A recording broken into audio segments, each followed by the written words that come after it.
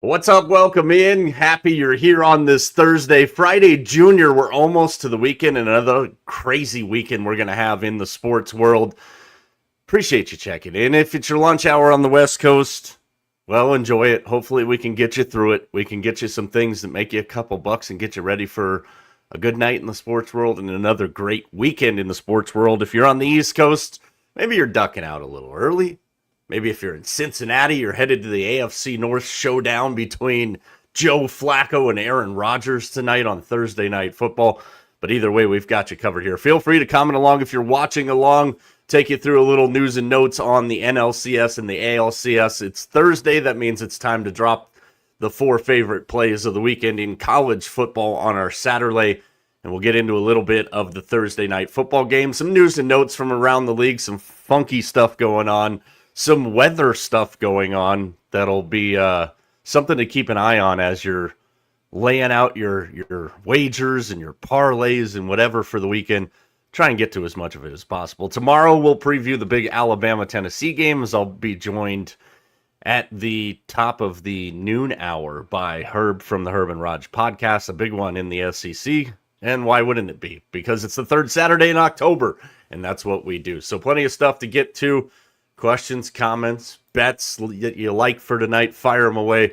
We'll get as many up there as we can. But as we know, we've got a doubleheader in baseball today, and it's going to start at the fantastically placed time of 3:08 first pitch in Los Angeles as it's NLCS game number 3 between the Dodgers and the Brewers. And can the Brewers bats wake up?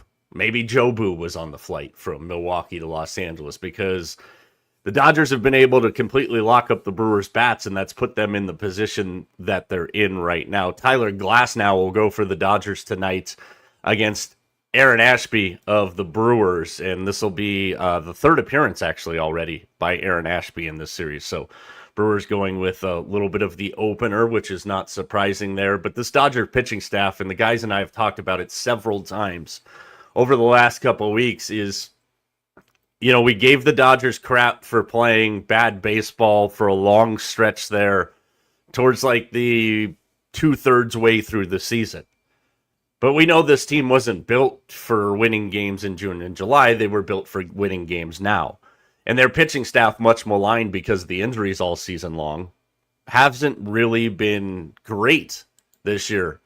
But down the stretch, their pitching staff has been absolutely freaking nails. And you've seen it already in the series. Blake Snell is pitching out of his freaking mind. Shout out Blake Snell for giving Logan Webb and the Giants some credit for what helped him become a great pitcher. I'm sure that one felt great to Giants fans. Hey, props, that was classy, Blake Snell, but why didn't you re-sign here? Oh, because he wants to win. It's all right. In Buster Posey, we have faith in the Bay Area as far as the Giants go. But as far as tonight's game goes, it's going to be an interesting haul here for the Brewers. I mean, you've got 3 games in Los Angeles. Obviously, the goal is just get it back to Milwaukee, get your first one. Very interested to see how this one plays out today. And again, I think we need to give the credit where it's due. This Dodgers pitching staff has been absolutely lights out at the time of the year that they needed to be lights out. Postseason so far for Glasnow, 1.17 whip, 0 ERA, 7 2/3, 4 hits, 10 strikeouts. He has walked 5. So if the Brewers can do what the Brewers do, and that's typically be a pain in the ass, especially when they get out on the base pass, you know, that could get them going here. But this is going to be a hell of a haul for the Brewers and an important series. And I have to find it, and I'll share it on our X page and wherever else I can share it. But Jeff Passan wrote a very interesting article leading into this series that I didn't catch until late last night. I actually haven't even factually gotten to finish reading the whole thing before getting ready for today's show. But The premise of it is this NLCS what's going to dictate a work stoppage in 2027 or not? We know that the Players Association for years has fought back and pushed back and kicked and screamed about a salary cap. Well, this series could have a lot to do with it, and that's kind of the premise of Jeff's article. And anything that Passan puts out is absolutely nails. He's one of the very best, not just in baseball, but across all sports. And the parts that I was able to read in time for today, it's definitely something I'm going to go back for. So if I can find that, I'll share that for you on our X page. But I think this is an interesting, scenario for what happens in baseball here. If the Brewers somehow can get back in the series and get past the Dodgers, that's a feather in the cap for, hey, we don't need a salary cap. See, you can do things at the lower levels. And the Brewers have been doing that. Hell, I can go back to when we started our spring training tours as we did, and we previewed every team in baseball going into the season. And Mac, to his credit, has been high on this Brewers team from the jump. You can go back and find it. It's still there. We don't delete any of our stuff. Hell, we have days we go 0 for every damn pick we make. We're not afraid. That's why we put our records up on all of our pick segments here. But Mac has been on this Brewers team from step one. And if you look at the Brewers over the course of the last, hell, let's just call it a decade. I don't think we need to go quite that far back. This team has done nothing but win. And I get it. The knock on the Brewers is when we get to this time of the year, this is when they don't win. And being down in a 2-0 hole to the behemoth that is the Dodgers on paper is not a good spot for anybody to be in. But I think if you look at any team in the position that the Brewers are in and think that they have a chance, I would say it's absolutely the Brewers. It is a tough task. And I think today is extremely pivotal. And you can sit here and go, well, no shit, Sherlock. If they go down 0-3, I mean, we know what the stats are. I'm not even talking about that. This Brewers team is a team that we saw all season long catch lightning in a bottle. How many times? Hell, I was on the Cubs. I thought the Cubs were going to run away with that division. The Brewers didn't give them a chance to get back into the division. They're not going to go away quietly. Can they get runners on the base pass? Can they put pressure on the Dodgers? Can they get going early? It's a tall task. Because no matter what happens today in this series, tomorrow we've got game 4 in this series. Again, Milwaukee's going to be undecided as for right now. Shohei Ohtani's pitching for the Dodgers tomorrow. That's a tall task. Even with Shohei not looking Cy Young Shohei. And we have to keep that in proper perspective here. He has only pitched for a little bit this season. Hopefully he can pitch, because right now he's not hitting to save his freaking life. Batting average has been atrocious in the postseason. It's a tall task for the Brewers. I wouldn't put it past the Brewers. I actually kind of like the Brewers today a little bit. I think this team plays their best baseball when their back is against the wall. And you can't get any firmer back against the wall than being down 0-2 going to L.A., where you've got 3 games in 3 consecutive days. The American League Championship Series got really interesting last night. We were literally on the air when that guy on the right part of that graphic there, Julio Rodriguez, first inning homer, second consecutive game. It was 2-0 early. The crowd was banging in Seattle. Great time to be a Seattle sports fan right now. And then the Blue Jays remembered they were the Blue Jays and scratched out 18 hits on 13 runs. And we saw what the thing is with the Blue Jays. They can score runs, and they can score runs in bunches. I thought Eduardo Perez made a very interesting point from ESPN last night. The Mariners' approach to how they went after Shane Bieber last night. Bieber got 5 swings and misses versus the Yanks when he pitched. The Mariners, 14 swings and misses. Seattle's hitters weren't doing anything, trying to call time, trying to disrupt the rhythm of Shane Bieber. And those that have watched Shane Bieber for a while now, he's a very rhythm pitcher, even in this new age of pitch clocks and everything. Seattle didn't really do anything to try and jack his rhythm up. He just kind of, once he got through that initial home run to Julio, he kind of settled in. And again, we've talked about this with the Jays. The Jays are very capable of scoring runs in bunches. Vladimir Guerrero was the guy last night. I mean, everybody was the guy last night for the Jays, but specifically for Vladdy, who's been just absolutely on fire this postseason. 4 for 4 last night, 3 runs scored, a homer, an RBI. And it was the third time in 7 postseason games for the Jays that they've had a different guy have 4 hits. And we talked, at least early last night, while that was going on, while we were on the air, about how it was one of those things for the Jays that if they can get their bats going, they're very much in this as well. Kind of like we were just talking about with the Brewers, but even more so for the Blue Jays because they score runs in bunches. Vlad's at 464 in the postseason, almost at 1,500 OPS. Okay, to put that in perspective, Judge and Ohtani, the 2 best hitters on the planet, that's like 250 points higher OPS than those 2 did in the regular season. Step up when the lights are the brightest, and that's exactly what Vladimir Guerrero has done for the Blue Jays. So now we'll go into tonight's game 4 of that series. It's the later game tonight from Seattle. Max Scherzer on the mound for Toronto against Luis Castillo for the Mariners. Interesting game here. Can the Jays get it to 2-2 and turn this into a best-of-3 series? Where 2 of those final 3 games are in Toronto. Incredible scenes in Toronto.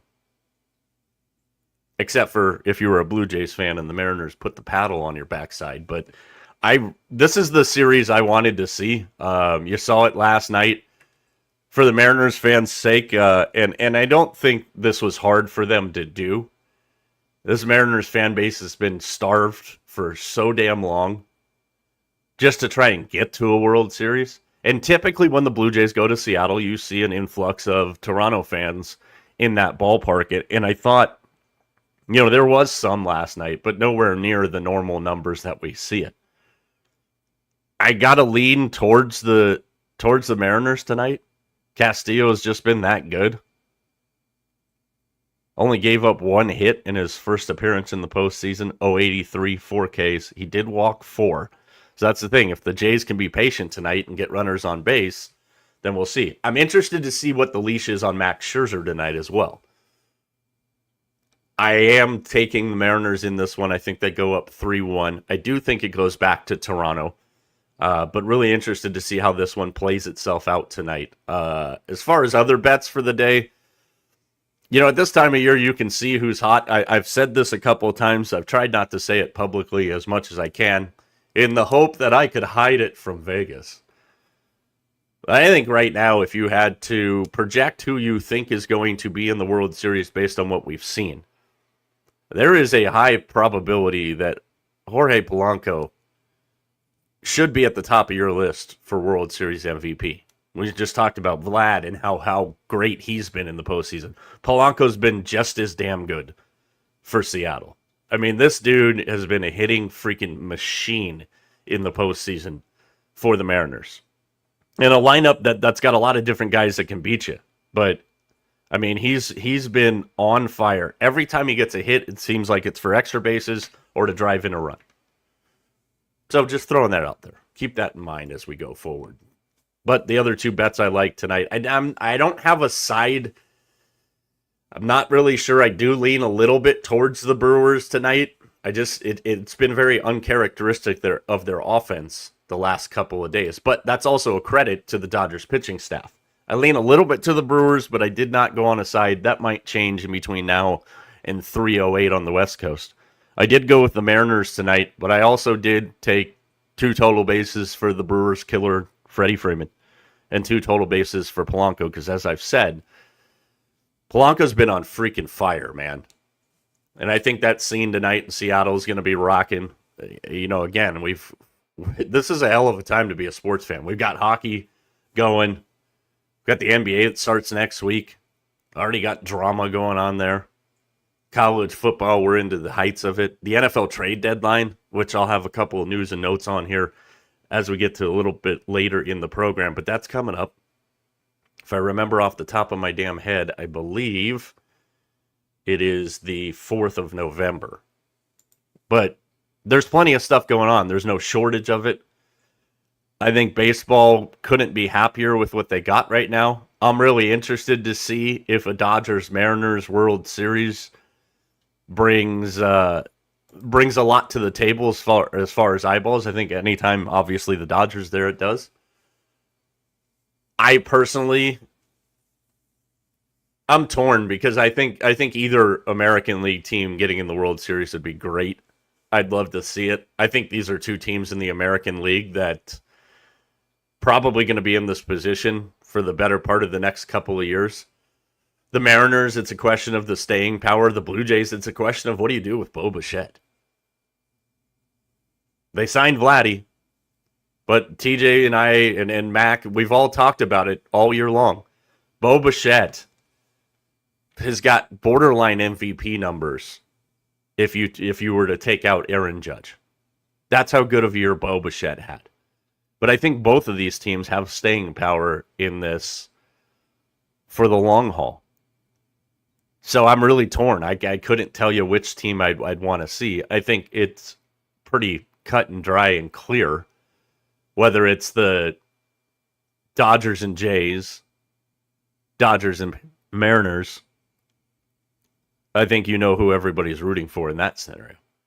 I think Brewers-Mariners would be fantastic.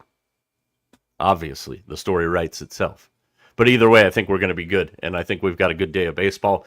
We've also got some Thursday night football. We'll get to that here in just a little bit. But it is Thursday, so that means it's time to drop in my favorite 4 Saturday plays on our Satur-Lay here. And we've got an interesting weekend ahead on the college football slate. You know, we've got a couple of huge clashes in the SEC. We've got a good one in Tempe between Texas Tech and Arizona State, and we've talked about it all week, the health of the two quarterbacks in that game, and Barrett Morton and Sam Leavitt. Even last night we talked about it in Arizona State's chances with or without Sam Leavitt. Well, Sam Leavitt is now probable to play on Saturday at Mountain America Stadium, where Vegas Mac will be. Find Vegas Mac. He might give you a sticker or something. I don't know. Who knows? But you can find Vegas Mac at that game on Saturday. You can also find one of our super fans. Our guy Billy V will be up Mountain America Stadium on Saturday. I think it's going to be fantastic. And the fact that Sam Leavitt is probable now for Arizona State, that's a big addition to that matchup. I think the Texas Tech defense, I think Texas Tech just in general is underrated. Their defense is really damn good.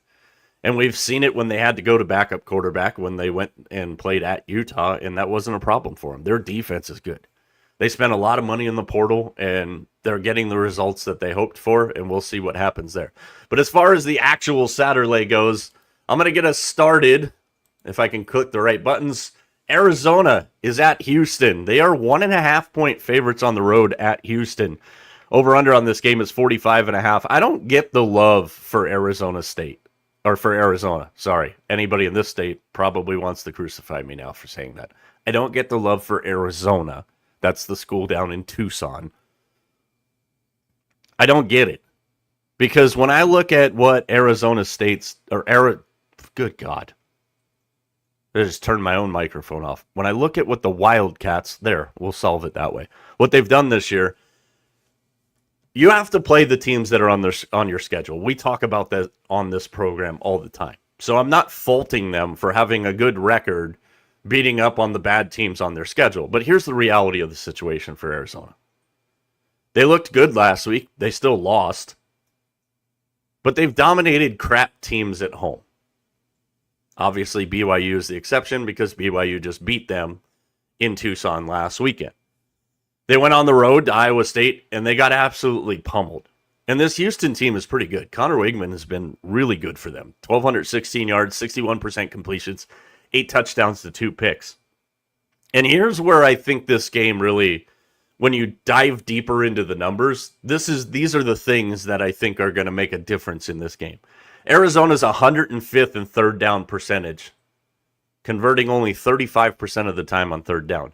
Houston's defense, 38th in the country, only allowing their opponents to convert 34% of the time. So you've got a team in Arizona that can't convert on third downs, and you've got a team in Houston that's very good at not letting their opponents convert on third downs. Also, Houston's 18th in the FBS in red zone offense. 94.7% of their trips into the red zone have resulted in points. I don't understand why Arizona's favored here.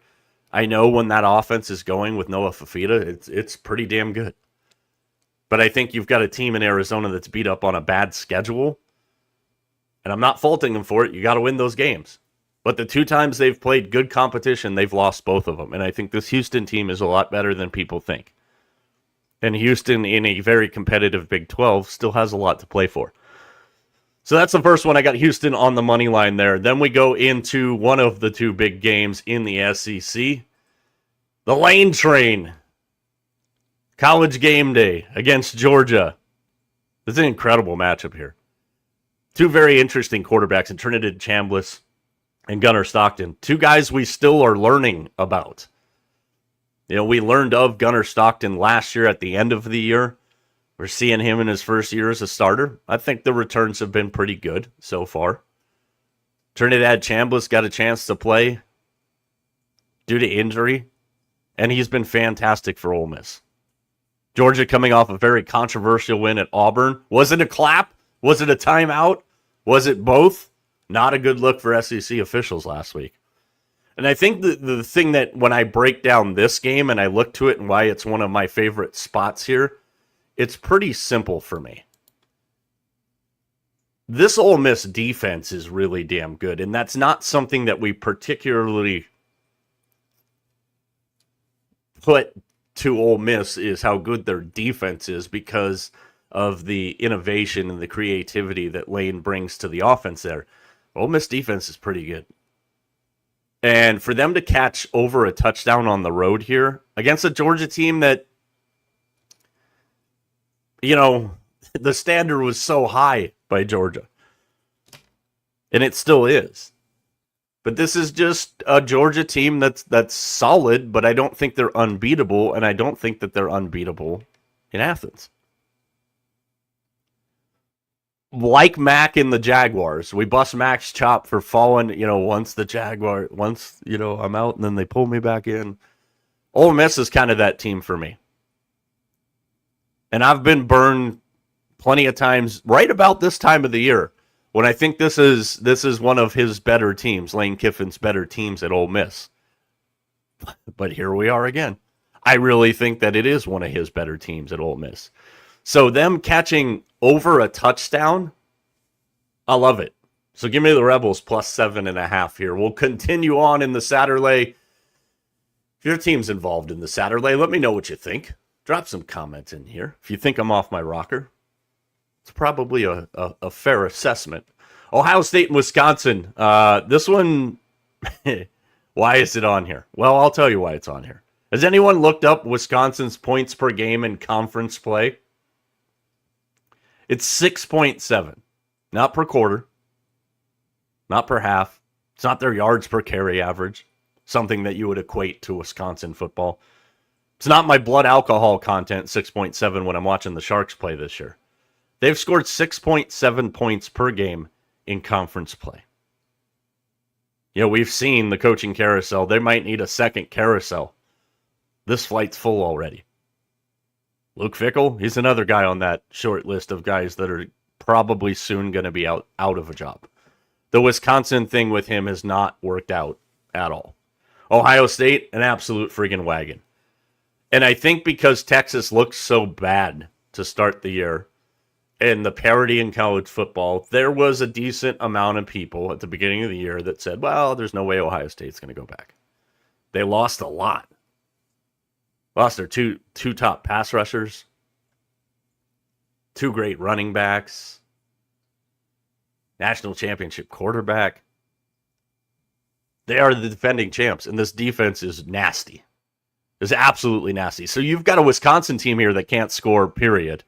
And then you've got the best defense in the country coming into town. Ohio State's favored by 24.5.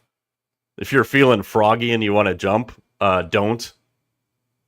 Wisconsin is a plus 1,400 on the money line. There is good reason for that. The over-under on this game, 41.5 points. And I would say stay away from that with a 10-foot pole. Because I'm telling you, this is a game that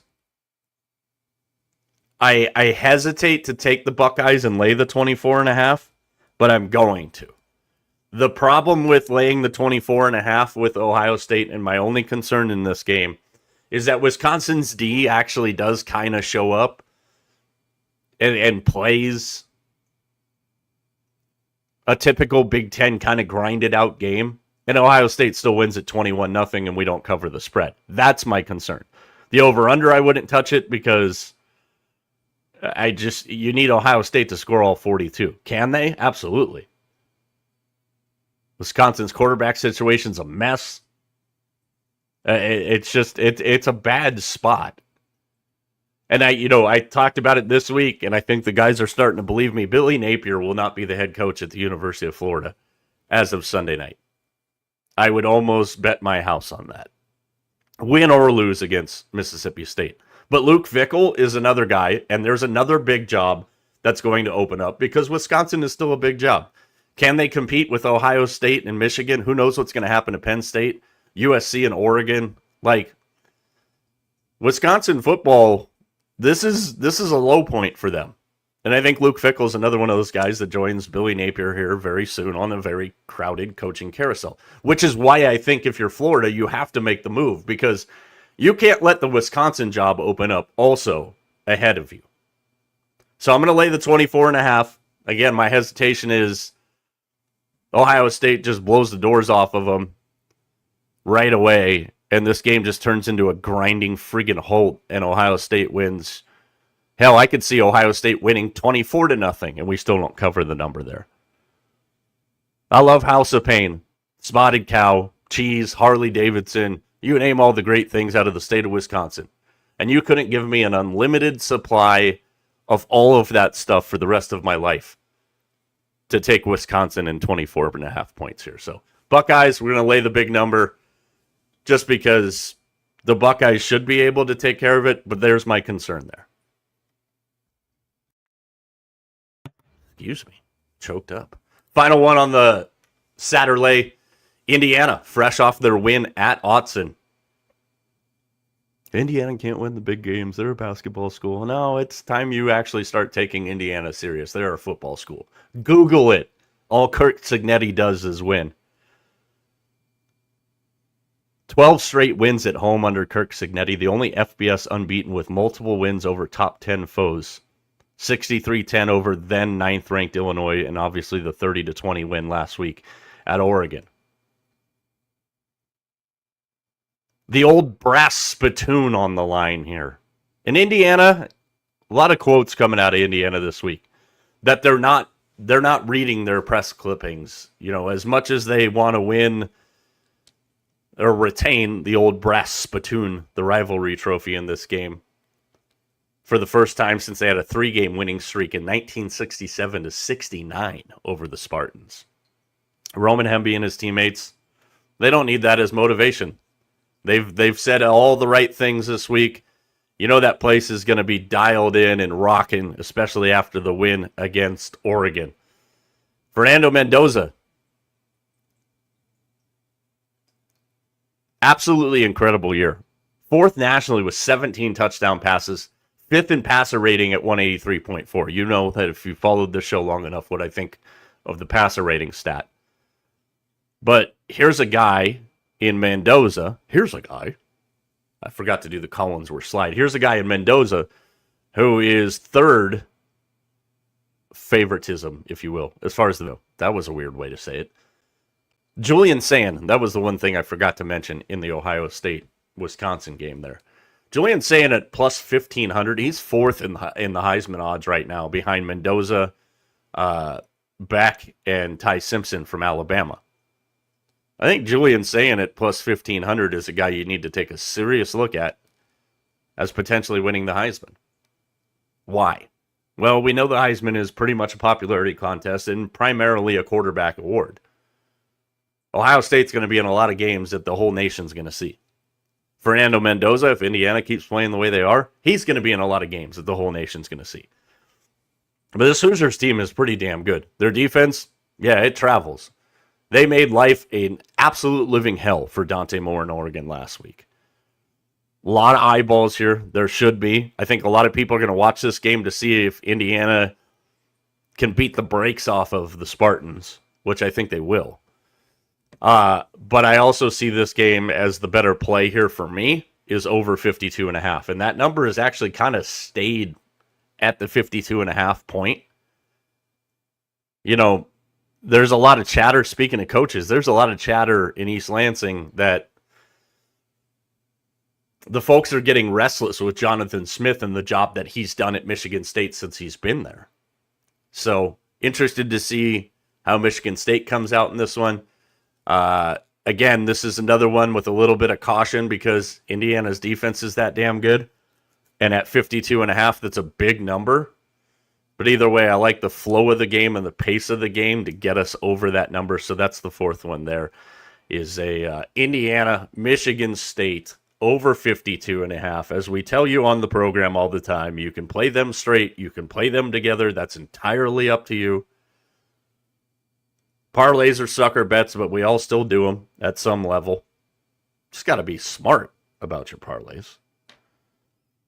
And if my phone will work correctly here, if you wanted to know the odds on putting those four picks together, it is a plus 1171. So again, Michigan State, Indiana, we're going over 52.5. We are going to lay the big number with Ohio State, 24.5 over Wisconsin. Again, I gave you the caveat there. We're going to take the Rebels on the road at Georgia, plus 7.5, and we're taking Houston at home against Arizona. Arizona, not Arizona State, on the money line. You got Ross checking in. Buenos tacos, my friend. Appreciate you. All right, that gets us to the matter at hand tonight. Thursday night football in a battle in the AFC North, which is always unpredictable, as we know. And as Joe Flacco has deemed it, it is the Icy Hot Bowl. This one's going to be fun tonight. I think this is a tricky spot for the Steelers. And we know Cincinnati doesn't play any defense. But we know the one quarterback that gives Mike Tomlin nightmares and night sweats is Joe Flacco. A guy who's extremely familiar with the AFC North because he's played for everybody in the AFC North except for the Steelers. Maybe that's who replaces Aaron Rodgers if he retires. Interesting one here. Pittsburgh 5.5 point favorites. Over under is at 44.5. And I think I do think where it sits in the schedule, it's a tough spot for Pittsburgh here. In a wide open AFC North. And Matt asked me the question I think it was on one of last week's shows, about the Ravens at 1-5 and if I think they're done. Well, I don't know. I think I can answer that question better with what I see out of the Steelers tonight. Third time in NFL regular season history, we've got two 40-year-olds squaring off. The other two times, 2020, Breeze and Brady. The fourth time that Flacco and Rodgers will be the starting quarterbacks against each other. Flacco 0-3 against Rodgers. I get it. They don't play head up against each other. But an interesting spot here. We know the Bengals off of a 4-game losing streak coming into this one. They've been outscored 79-9 in the first half of games in this 4-game losing streak. But the Bengals were the primary reason for the overhaul of Pittsburgh's secondary. Jamar Chase and T. Higgins, 78 receptions, 1,194 yards, 9 touchdowns in 14 career games against the Steelers. That's why the overhauled secondary is now Ramsey, Thornhill, Slay, Joey Porter Jr., to make up that back line of the Steelers defense. And we know the offensive line for the Bengals is a problem. So everything would point to you, yeah, you know what? This is not a game that the Bengals can win. It's a short week. It's in Cincy. It's a whiteout. Thursday night football's there. Big Wit Andrew Whitworth is the ruler of the jungle tonight, probably because the Bengals didn't have to pay for his hotel room because Amazon Prime was, but that's a different story we can get into on a different day. Obviously, the intrigue with those two guys up there, a lot of passing yards, a lot of experience between those two. And I'm really interested to see how this game does play itself out. Because as much as everything would tell you, oh, it's Steelers all day long. Pittsburgh's 1-9 on the road in Thursday night football games since 2009. They are 0-6 against the AFC North. Granted, we know that this is the best situation quarterback-wise that the Steelers have been in for a long time, and that played into a lot of those particular stats. Outside of the designated teams on Thanksgiving, so the Lions and the Cowboys, the Steelers have played more times on Thursday night football than anyone since 1980, if you take out the Lions and the Cowboys. So something that Mike Tomlin is very familiar with here. I think it's going to be interesting. I like the Bengals plus the 5.5 points. I think this game is going to be closer than a lot of people think it is. I also think that DK Metcalf and Aaron Rodgers are starting to get on a really good same page together. I got Metcalf to score a touchdown tonight. I have Jamar Chase to score a touchdown tonight.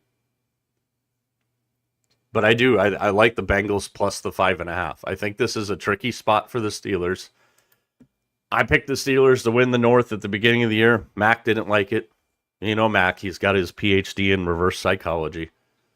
Doesn't like people supporting his teams early because he thinks it's going to jinx them. I like Cincinnati plus the 5.5 tonight. So a little bit more on that when the triple option comes out a little bit later on our social channels. At Mike Arana Show, everywhere but Snapchat because we're not 12 and Snapchat sucks. Some other news and notes from the NFL.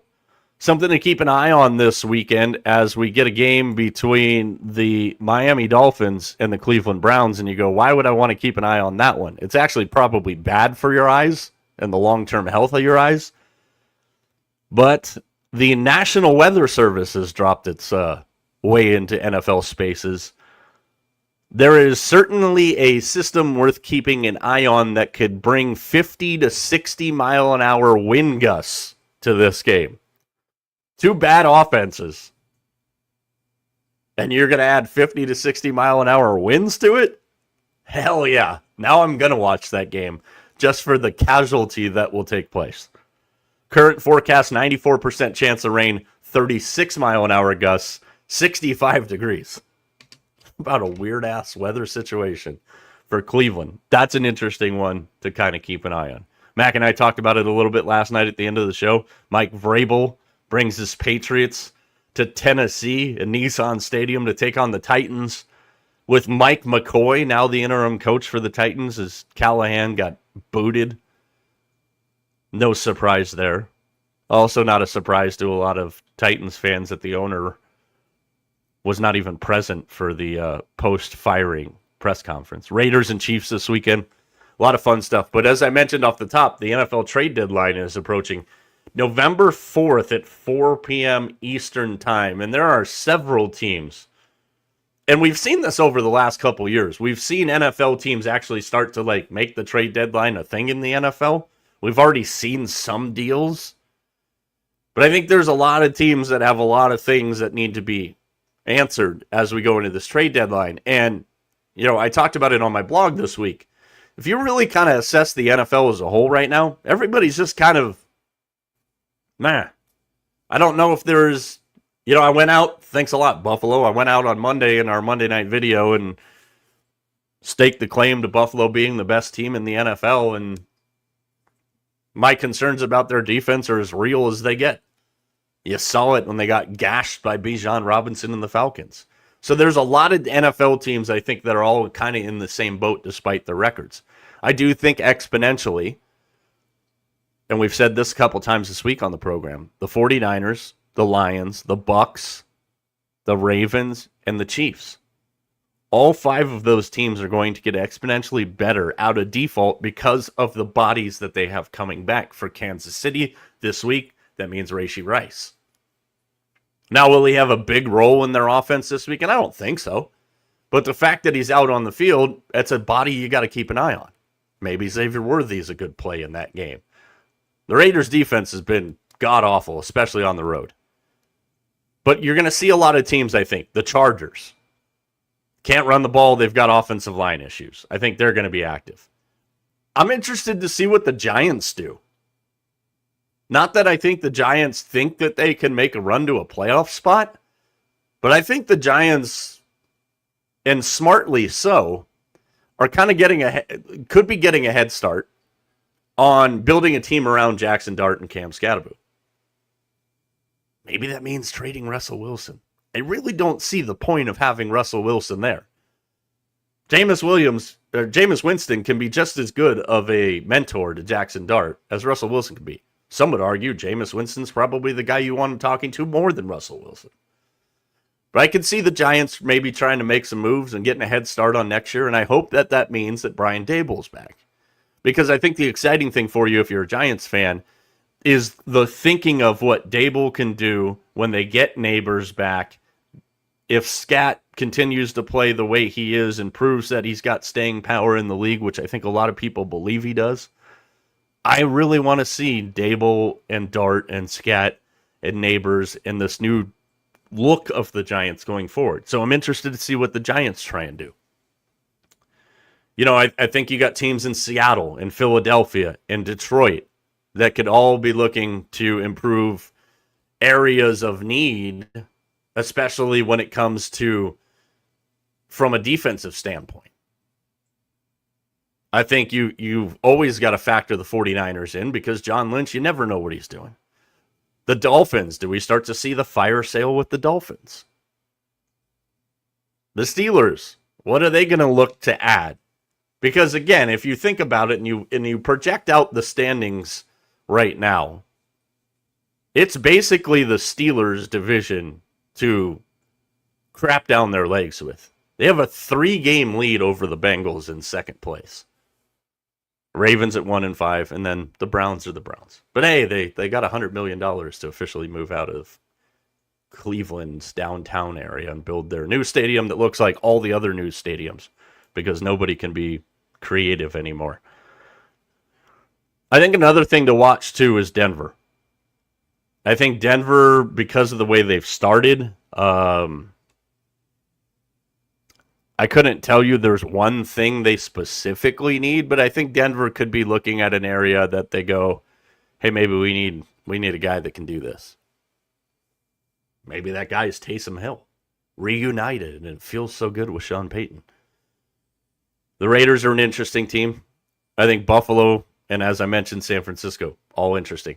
The Texans, they're another team. I don't think you can look at the position that the Texans are in right now and go, yeah, they're out of it. They're only 2 games behind the Colts, 1 game behind the Jaguars.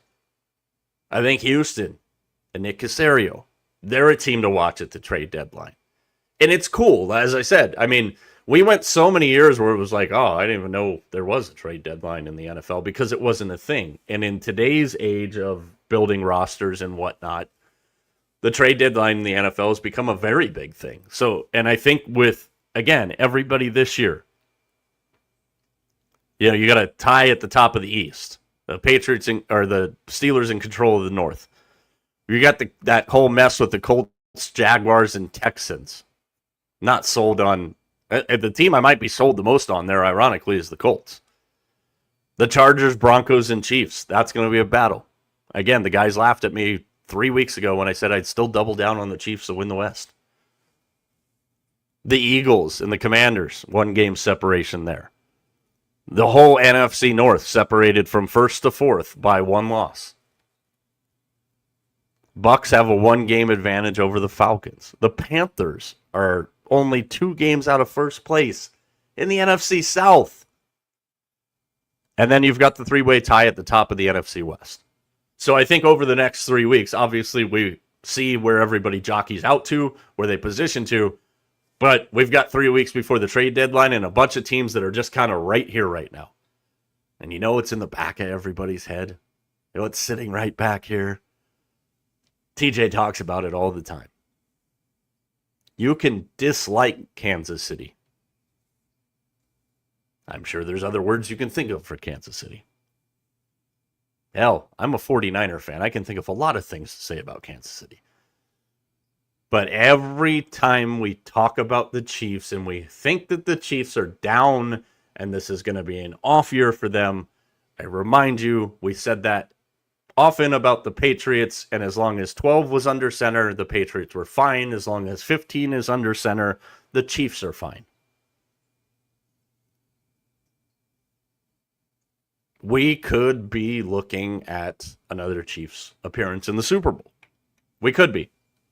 But I think this year, more than any year over the past couple of years, the trade deadline is going to be something to watch. And I think these next 3 weeks, and if you look ahead in the schedule over the next 2 to 3 weeks, there's some really damn good games. So again, a little later today, the triple option out on our social channels. Tomorrow, TJ's Hall passes will be out. Let's see who makes the list this week. The Big Back kickoff game, his thoughts on Ole Miss and Georgia. I've got Notre Dame and USC. TJ After Dark has got the Holy War, BYU, and Utah.